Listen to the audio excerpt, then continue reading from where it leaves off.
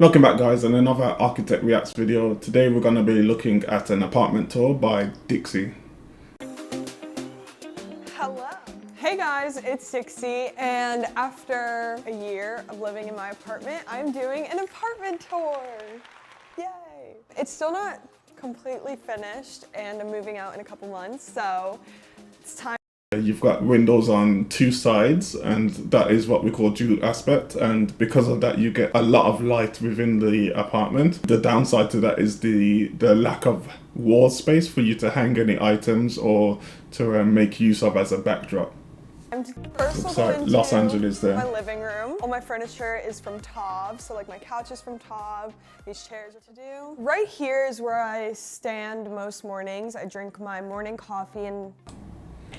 One comment about the overlooking is, I know in the UK you do have different regulations with regards to how you design apartments and multi-occupancy buildings, especially with regards to overlooking. You can clearly see here that she can overlook directly into the adjacent tower, and that is definitely frowned upon when it comes to planning your scheme. With multiple jurisdictions, there are multiple regulations, but I'm sure the designer of this tower in particular has thought through it and borderline with regards to overlooking to the adjacent tower.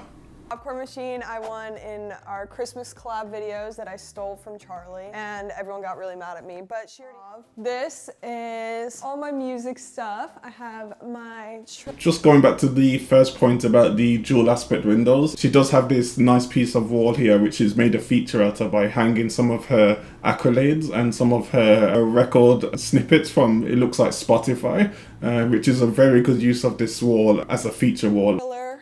Billboard #1 award. I have my Be Happy plaque for 300 million worldwide streams, which is cool. Over here we have a water and ice station. Just one comment about the water and the ice. Because it's right next to the window there, those machines are going to be overly working just to produce ice and cold water, because it's right next to a window and the sun's going to be blazing through. It's going to have heat gain going through the roof with the ice production there, and because of that it might be best to put it in a different location which is more shaded, so the machine will work more efficiently. And a candle and a baseball bat. So this baseball bat is from the Boy music video. So I have like all my snacks and food. Now that's a little bit uncommon to keep your food in the lower shelves. Typically you would only keep your pots and pans down in the lower shelves. Traditionally it's based on rodents and insects getting access to your food at the low level, so most people store it higher. These days not so much because of the rise of condo and apartment living, so it's probably not too big of a deal here. I eat this pretty much every day. That look busting on God. This is my fridge. I usually keep it really clean. It's not clean right now because I haven't gone grocery shopping, and I usually do that after I go grocery shopping, or like I get groceries. But it's mostly drinks right now and like cheese. I usually just snack on these or eat cookie dough. But this is my front closet. It's pretty organized, but it's a bunch of random.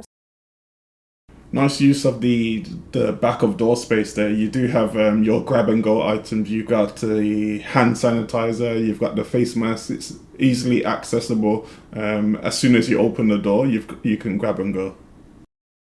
Stuff, hand sanitizers, masks. These are the Olivia Rodrigo Sour Patch Kids. I have 2 boxes of them. Sometimes, since we all live in the same building, I like throw them out at people's apartments and like leave them on their deck.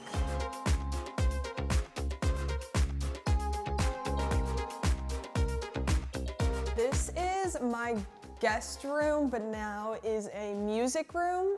Yeah, just a couple of comments about the guest room being converted into a music room. The first one is that the whole second bedroom scenario currently is a big thing with regards to making use of that second bedroom, especially with the rise of work from home scenarios. Making it a music studio, I'm assuming she's got some sort of sound isolation, but I think she does have a rug in place there which does help with the sound isolation, especially if you have hard floors. I have like all my music stuff, can record, rehearse, here, towels, leggings. It's just a lot easier keeping it all in one place. We nice actually soft closed drawers. recorded one song in here, but that's about it for now. Just writing and chilling is what it's used for. One thing to note is the electrical sockets there. She does have multiple adapters plugged into the electrical sockets, and that's probably going to overload it at some point, especially if everything's turned on at the same time. One thing to look into is the power consumption of your equipment, and if there is an option to have lower power consuming equipment, then definitely go for that, as it's more efficient and less strain on your electrical system. But I have like sessions set up and we work them. Also this I got when the Hulu show came out. It's really cute. I want to hang it up, but I haven't. There's a nice use of the circulation space there. You got this hallway which goes from two different spaces, and she's made a feature wall out of the hallway. It's a nice blank canvas for her to hang her pieces of art. I can see she's got some smaller framed pictures there in the background. Then also she's going to make a feature piece on this side of that entry door with this poster that she has here. Really nice use of space. Yeah, I'll probably put it like just a couple feet up right there, but right now it's good on the floor. My mom did this for me, or like had the idea of putting all the stuff I've been working on the wall, just so I remember like I'm doing this for a reason, I'm having fun, and yeah, it was like Charlie and something which you This was walk one of past the every day, so things it's that I did. very nice touch. And also this one is really well, my favorite one's not even here, but it's the Ariana Grande Cloud perfume. It's really good, and she has a new one coming out, so I'm excited for that. And then the Fenty Rihanna perfume that I got. It smells so good. But yeah, then just cute little decoration. The use of very open furniture is definitely a great idea, especially when you want to select different items and have an overview of everything that you have at the same time. So she does have an open rail there where you can see all of your clothes front and back, with the windows highlighting different aspects of those clothes. And then also she does have the shelving there, which is again is open sided with the glass which lets light in, so you can see all over that shelf and go straight to the product that you want to select. Very nice. I just like things looking good. This is like obviously a mess right now, but But the weird thing about the apartment I live in, there's no overhead lights. I don't know if that's what you call it, but there's no like ceiling lights. That's a funny comment actually, because I experienced the same thing. When I moved from the UK to Canada, I had the same thing. I moved into an apartment and a couple of the bedrooms did not have any ceiling lights, and that was really weird to me. The expectation is that you plug in a lamp, and then where the lamp is plugged in is hooked up to a normal toggle switch on the wall, so the wall controls one of the sockets that you have in your room. So that's the way that they get around it. In this room or any of the rooms besides the living room, which is really weird. So I have to, this like helps a lot because it's super bright. And then this mirror that I have, the remote, you turn it on, it has lighting, and you could do like yellow lighting or white lighting, make it brighter or dimmer. I don't really use this too much, but it's really cool. My mom got it for me. So this is like my bag wall. Most of these are either gifted from Again, you have the friends or open shelving. presents. This is the hat from it's the real bedding, but they like stopped selling it, so I had to get it from like a random website. But if they still have it, I really recommend it. It's super comfy. This paint. The bed is very nice and it creates a focal point. For bedrooms, mostly 9 times out of 10, it's going to be the bed which is going to be your focal point. Beyond having a nice decorative headboard, definitely some artwork which is centered on the bed is the way to go. Noah got for me for Christmas because I love the Cat in the Hat. Super high ceilings there. And it's really cute. Couch. This is a cloud couch, I think, which I really like. I don't know where I got it, but super comfortable. The first like couple. Yeah, the cloud couch is a renowned comfortable couch. It's almost bed-like in terms of the pillows and the construction of the couch using memory foam and different materials. It's a very nice couch. Months of living here, I didn't have curtains and the blinds like still let light all the way through. So first couple months I would wake up at like 6 or 7 a.m. just with the light and I couldn't go back to sleep. But now I have blackout curtains, so I get to sleep a little later. I would definitely recommend blackout blinds or blackout curtains if you can. It definitely aids in your sleep and it creates a comfortable environment in the bedroom when it's completely darkened, rather than having any light emitting through the windows and messing up your circadian rhythm. So many octopus things. I have like a lot.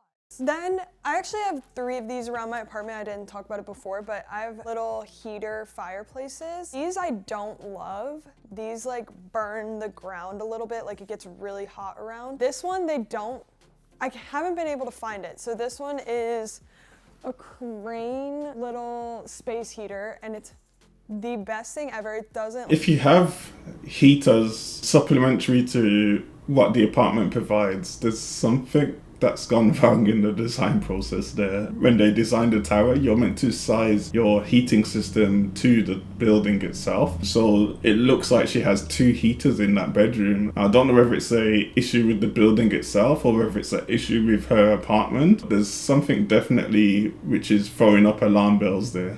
Like overheat, doesn't burn the ground. I just put it on to sit by it because I love like being warm and like hot.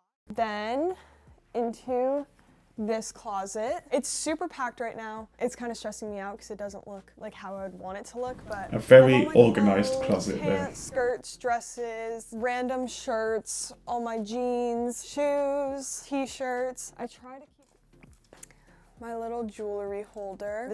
I had this at home in Connecticut too, but yeah, I try to keep it again, organized. good use of the back of door Like, space this as is all, well. like, my silver jewelry. If I'm wearing it, I usually take it off right after I'm done wearing it because I get very overheated and like rip it off. So I try not to wear any jewelry that I love like for a long period of time. And then we have my bathroom. I said I spend a lot of time in my room, but I think I spend the most time in here.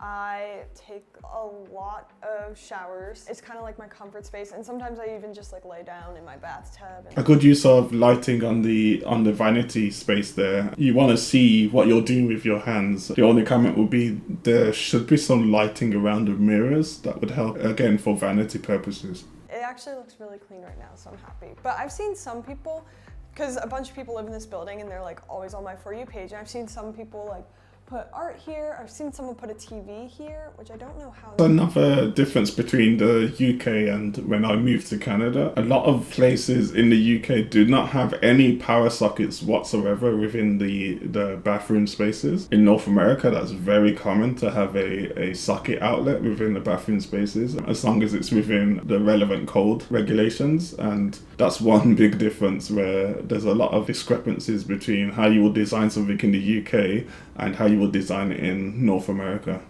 I did that. I think I might keep it how it is, but it's good inspo. I do look at other people's and I'm like, oh my gosh, it's so cute how they put that rug there or whatever. All right, guys, thank you so much for watching my apartment tour. Okay, some final thoughts. I think it's a nice apartment. Definitely got the advantage of having the dual aspect. It's got windows on at least 2 sides that I saw there. It's got the high ceilings. It's got modern fittings and furniture that's spotted around the place. I think it's definitely an ideal place for someone in her situation, where she's young. It's a sort of starter home and it's up in the clouds, as some people would say. It looks like it's near the top, if not at the top of that building. And she can kind of have this aspect of looking down on the people and the activities of the city below. That's definitely ideal living, or penthouse living, as some people might say. Being in Los Angeles, I think the need for actual heaters is debatable, but I could understand where she's coming from. She does have super high ceilings and also a lot of glazing, which of course a glazed wall isn't going to provide the same thermal properties as a solid wall, whether it's cladding or it's solid masonry. So she's definitely got a situation where maybe the glass is too much and she's had to supplement whatever heating the apartment does have with her own plug-in heaters. That's definitely one of the negatives of this apartment. Overall, I think she's laid out her spaces really good, and it's, like I like to say, fit for purpose. I'll see you in the next one. If you found this useful, make sure you share the video, comment down below, like the video, and demolish that subscribe button so that we can build back better. Alright, see ya.